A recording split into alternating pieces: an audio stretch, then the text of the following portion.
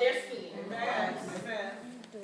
Federal and state governments responded to the increased level of criminal violence by making the penalties for drug sales and possession or more severe, by eliminating parole and by constructing a vast network of new prisons.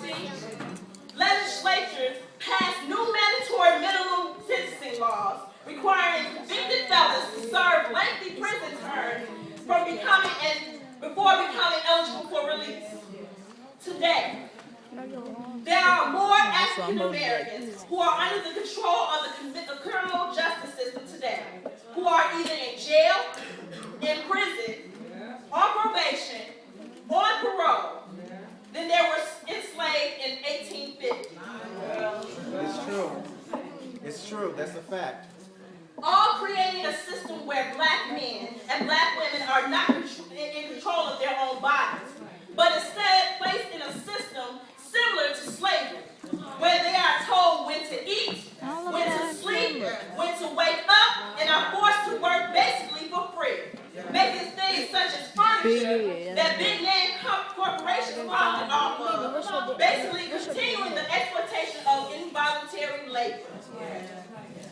However, no matter what is thrown at us, people of God, the Lord has enabled us with this extraordinary will to survive. There is this survival/quality of life struggle that many of us have dealt with. The struggle means that God may not necessarily deliver us out of every situation, but instead, God will see us through every situation.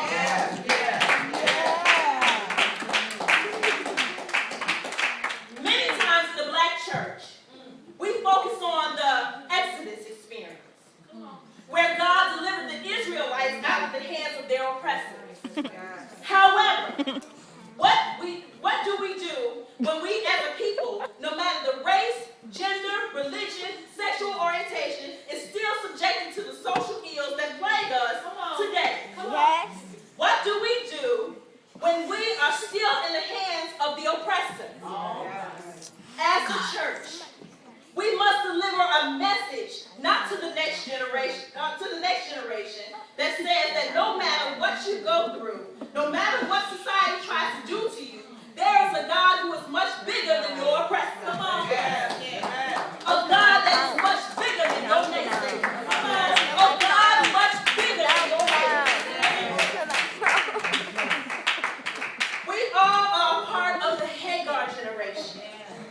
We are a generation, a group of people that can experience trials and tribulations and not allow it to break our will or shake our faith in God. Hagar's story is an example of how God can change anybody's story. The Hagar generation is a generation of overcomers who look oppression in the face and say that I am determined to rise even though you have systematically set up to keep me down. Hagar met God in a dry place.